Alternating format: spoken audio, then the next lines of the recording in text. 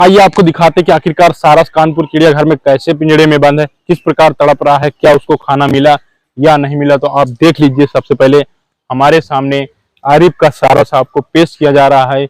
इस बात का सबूत मैं आपको दूंगा कि आखिरकार वो सारस है या नहीं है, क्योंकि लोगों ने बहुत ज्यादा यहाँ पे मतभेद फैला दिया कि अभी तक सारस कानपुर चिड़ियाघर में नहीं आया है।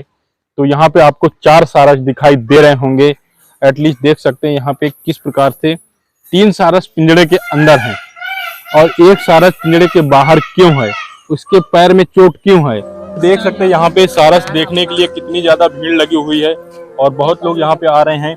तो भाई आप लोग क्या कहना चाहते हो, जो आरिफ का सारस छीना गया है उसके साथ क्या गलत हुआ है या सही हुआ, आप क्या कहना चाहते हो? इस प्रकार करना चाहिए राजनीति? नफरत की राजनीति का ये परिचय है जो वर्तमान सरकार ने दिया है। जी जी। आरिफ ने सारस को जबरदस्ती अपने घर पर नहीं रखा था।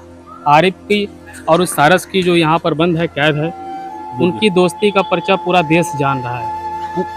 पूरी दुनिया ने देखा था कि आरिफ और सारस की दोस्ती, वो एक साथ खाना खाते थे, खपीना करते थे, सब कुछ उसका दवा दर्पण किया गया।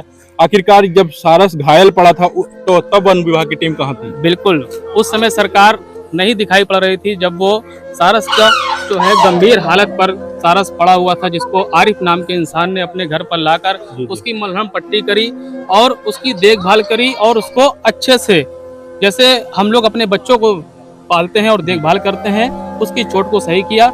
इसी कारण आरिफ से उस पक्षी को इतनी मोहब्बत हो गई कि वो कहीं पर भी रहे, अपने परिवार के साथ रहे, चाहे जंगल में रहे, लेकिन एक बार आरिफ के घर आरिफ से मिलने जरूर आता था। तो आपको दोस्तों बता दें कि जब से सारस को छीन के लाया गया है, आरिफ रो रहे हैं। और आरिफ के बारे में आप क्या कहना चाहते हो? वो बेचारा अकेला पड़ गया है, बहुत दोस्त आरिफ के साथ पूरी समाजवादी पार्टी है, आदरणीय राष्ट्रीय अध्यक्ष जी और पूरी पार्टी उनके साथ है और आदरणीय अखिलेश यादव जी के नेतृत्व में आरिफ को इंसाफ मिलेगा। तो जैसे कि आरिफ से जब सारस छीन लिया जाता है तो अखिलेश जी वहाँ पे एक प्रेस कॉन्फ्रेंस करते हैं कि जब सारस छीना जाएगा तो मोर को भी छीना जाए। बिल्कुल आप लोगों के सामने तस्वीर आई होगी, देश के प्रधानमंत्री जी मोर को, जो राष्ट्रीय पक्षी है, उसको दाना खिला रहे थे। अगर आरिफ का पक्षी छीना जा सकता है तो राष्ट्रीय पक्षी को भी जरूर मोदी से कब छीना जाएगा।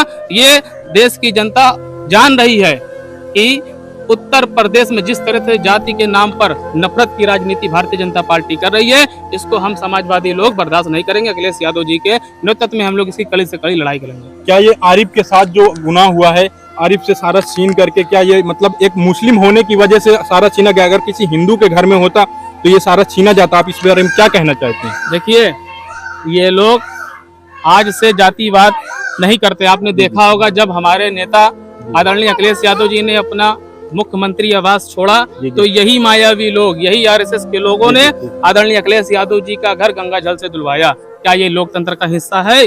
नहीं है। तो क्या उत्तर प्रदेश सरकार एक पक्षी के लिए, बेमुंह का जानवर जो बोल नहीं सकता, सुन नहीं सकता, उसका दर्द नहीं देख सकती? क्या कहना चाहती इसके बारे में? ये तो आदरणीय योगी जी जाने और उनकी सरकार के लोग भी जाने कि जैसे आज वो लोग नफरत की राजनीति कर रहे हैं, कल अखिलेश यादव जी की सरकार बनेगी तो ये लोग भी जो है, जो पक्षी और जो जानवर पाल के रखा है, ये भी इनके पास नहीं रह सकता। ये नफरत की राजनीति इनको बंद करना होगा। तो दोस्तों आप लोग देख रहे थे भैया जी ने सारस के बारे में किस प्रकार से बताया कि सारस आखिरकार क्यों छीना गया है, मुस्लिम होने की वजह से। तो भाई आप क्या कहना चाहते हैं सारस के बारे में? मैं यही कहना चाहता हूँ कि जो सरकार एक निंदनीय काम कर रही है, एक तरीके से जो भी एक पक्षी वो क्या जाने, और आरिफ का साथ जो भी उन्होंने किस तरीके से उनको इतना सब कुछ अपने आप को ठीक किया। उसके पैर में चोट लगी हुई थी, आरिफ ने एक अपने घर के बच्चे जैसा उसके साथ व्यवहार किया, उसको ठीक किया, उसकी चोट को सही किया, मलहम पट्टी किया। और नफरत की राजनीति से आरिफ को उससे जुदा कर दिया गया और उनको लाकर यहाँ अमेठी से लाकर यहाँ कानपुर में रख दिया गया।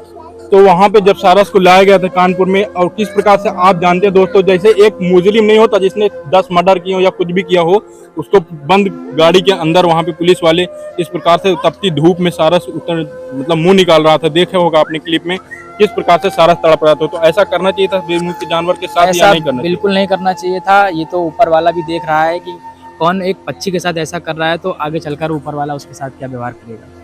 तो आपको क्या लगता है कि क्या सारस फिर से दोबारा आरिफ को मिल पाएगा या नहीं मिल पाएगा? इसके बारे में क्या कहना चाहते हैं? क्या सरकार वापस करेगी या नहीं करेगी? अब ये तो सरकार ही बता सकती है कि वापस करेगी। अगर वापस करना ही होता तो उसको यहाँ से लाके यहाँ नहीं छोड़ा होता। तो अभी जो सारस को यहाँ पे लाया गया है, और सारस आरिफ के नाम पे एक रिपोर्ट भी दर्ज की गई है, मतलब उनके यहाँ नोटिस आ गया वन विभाग की तरफ से। तो इस बारे में आपका क्या कहना है? अब वो तो बेकसूर है, नोटिस देना एक तरीके से उनको और परेशान करने की एक तरीके से दिक्कत होगी उनको। तो उनको परेशानी ना हो और जो भी बात हो तो उनसे बात कर ली जाए, पर उनके ऊपर कोई मुकदमे या कोई इस तरीके की बातें ना की जाए तो ज़्यादा अच्छा होगा। तो क्या लगता है सरकार, मतलब जिसको दवा करवाया गया, जिसको खाना दिया, जिसको पानी पिलाया, एक थाली में खाया और उसके बदले में उसको जेल डालने की तैयारी कर रहे हैं, तो ये कहाँ तक सत्य है, कहाँ तक ये तो जनता देख रही है कि कौन सही कर रहा है कौन गलत कर रहा है, तो जनता को फैसला करना चाहिए। जी जी जी। मेरा तो फिलहाल यही कहना है जी कि चाहे प्यार बड़ा अनमोल चीज़ है, जी जी। प्यार चाहे इंसान से हो या फिर किसी पक्षी से या फिर किसी जानवर से, एक दूसरे का जो प्यार होता है वो प्यार की जो भाषा है जी, वो बिन बच्चे वाले लोग नहीं समझ सकते, मेरा ऐसा मानना है। जी जी जी। आज ये जो आरिफ को और सारस को जो आज ये अलग किया गया, वो क्या जाने किसी के प्यार की ममता, कि किसी को पालने में या किसी को के साथ रहने में क्या प्यार मिलता है, ये शायद वो नहीं समझ सकते। एक औलाद का दर्द क्या होता है जब हाँ दूर हो बिल्कुल, जबकि आरिफ जो है आज दुखी हैं, कहीं ना कहीं उनको ऐसा लग रहा है कि उनके बीच से या उनका एक साथी छूट गया है। ऐसा प्यार, ऐसी ममता कौन कर सकता है? जैसे लगता है कि एक परिवार का हमारे सदस्य हमसे दूर हम बिछड़ खो गया है, वो अपने घर में किसी बच्चे या बेटी से ज्यादा मानते। इस बात पे एक मेरे पास एक जो है एक बात याद आ गई कि देश और प्रदेश में नफरत की राजनीति का बोलबाला है। यहाँ पे कुछ नहीं है मुझे समझ आ रहा है, मुझे ये समझ में आ रहा है कि शायद ये नफरत की राजनीति हो रही है, किसी इंसान को किसी जुदा कर दिया जा रहा है। क्या इससे जो है किसको क्या स्वार्थ है बताइए? यदि प्राणी उद्यान में क्या जानवर नहीं मरते हैं, क्या पक्षी नहीं मरते हैं, कभी प्यास के नाम पे, कभी भूख के नाम पे क्या नहीं मरते हैं? यदि किसी इंसान के पास ये पक्षी है और वो उसको प्यार कर रहा है, उसके साथ रह रहा है, तो प्राणी उद्यान से ज्यादा ध्यान तो जो है वो इंसान कर सकता है। तो मेरा ऐसा मानना है कि यदि कोई किसी को जो है अपने साथ रखना चाहता है तो उसमें किसी को कोई प्रतिबंध नहीं लगाना चाहिए, ये गलत है और सरासर गलत है। और सरकार, मतलब सारस के पास जो मतलब आरिफ के पास जो सारस रहता था वो खुले में रहता था, ना ही कोई पिंजरे में कैद किया जाता था, उसको ना तो बंधक बनाया जाता था, खुला रहता था, घूमता था, खेत में भी जाता था, चाहे और आज यहाँ पे पिंजरे में कैद है। चाहे वो इंसान हो और चाहे वो जानवर हो, जी जी, चाहे फिर पक्षी क्यों ना हो, यदि वो नुकसानदेह है जी, तो उसे पिंजरे में नहीं आप कैद कर रख सकते हैं। लेकिन यदि वो आपसे प्रेम और जो है मानवता और आपके साथ रहना चाहता है तो उसके लिए कोई पिंजरा नहीं होना चाहिए, ऐसा मेरी मानना है। तो जिस चीज से नुकसान होता है, जैसे कि आप लोग जानते हैं कि गाँव में फसलें बहुत नुकसान होती हैं, गाय या सांड अन्न छूटे। तो दोस्तों हम लोग आ चुके हैं, देखिए यहाँ पे देखते हैं कि सारस आखिरकार कहाँ पे बैठा हुआ है और किस हालात में है। यहाँ पे देखिए, यहाँ पे बहुत सारे पक्षी हैं और जैसे कि आपको हमारे सामने दिखाई दे रहे हैं, और बतख देखिए एक से एक खूबसूरत बतख हैं, पक्षी हैं, बहुत सारी यहाँ पे चिड़िया बैठी हैं। आप लोग देख सकते हैं इनमें किस प्रकार से सुंदर नजारा यहाँ पे। तो दोस्तों ये पक्षी इतने खूबसूरत लग रहे हैं, आप लोग खुद ही डिस्प्ले में देख ही रहे होंगे कितना यहाँ पे अच्छा नजारा है इनके पास में। और एक से बढ़कर एक सफेद, बिना साबुन से धुले हुए, निरमा से धुले हुए इतनी सफेदी आना बहुत ही कुदरती देन है ये दोस्तों। इतना साफ तो इंसान भी नहीं हो सकता, चाहे वो किसी जगह पे भी कपड़ा क्यों ना धुलवा ले। इनके जैसे बाल हैं उस तरह किसी के भी सफेदी नहीं हो सकती है। तो दोस्तों आइए चलते हैं और दिखाएंगे कि यहाँ पे देख सकते हैं कितने दर्शक देखने के लिए आ रहे हैं और बहुत से लोग यहाँ पे इनको देखने आते हैं। देख सकते हैं किस प्रकार से, तो हम इनको हाथ पकड़ाते हैं। देखिए अरे आप तो देख सकते हो, तो ये हमारी तरफ आ रहे थे। तो आप लोगों ने देखा यहाँ पे किस प्रकार से पक्षी यहाँ पे बहुत सारे बैठे हुए हैं और बहुत ही सुंदर खूबसूरत यहाँ पे पक्षी हमको जो दिखाई दे रहे हैं। और ये पक्षियों को देख करके हमको काफी अच्छा लग रहा है, आप लोग भी एंजॉय कर रहे होंगे।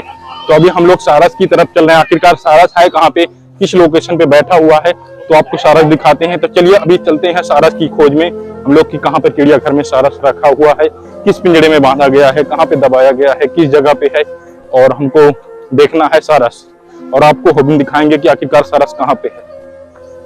दोस्तों हमारे सामने आप देख रहे हैं पुलिस की गाड़ी खड़ी हुई है, क्योंकि यहाँ पे अखिलेश सिंह आने वाले हैं और आज चिड़ियाघर में वो सारस देखने के लिए आ रहे हैं। यहाँ पे सिक्योरिटी बढ़ा दी गई है, बहुत सारे पुलिस आ चुकी है चिड़ियाघर में, क्योंकि अखिलेश सिंह आ रहे हैं चिड़िया देखने के लिए। और देखते हैं कि वो सारस को आज देखने के लिए आएंगे, सारस आखिरकार किस हालात में पड़ा हुआ है। तो आप लोग देख सकते हैं चिड़ियाघर के अंदर पुलिस लगा दी गई है सबले, और पूरी तरह से यहाँ पे सिक्योरिटी जाम कर दी गई है और यहाँ पे किसी को बाहरी लोग को आने नहीं दिया जा रहा है।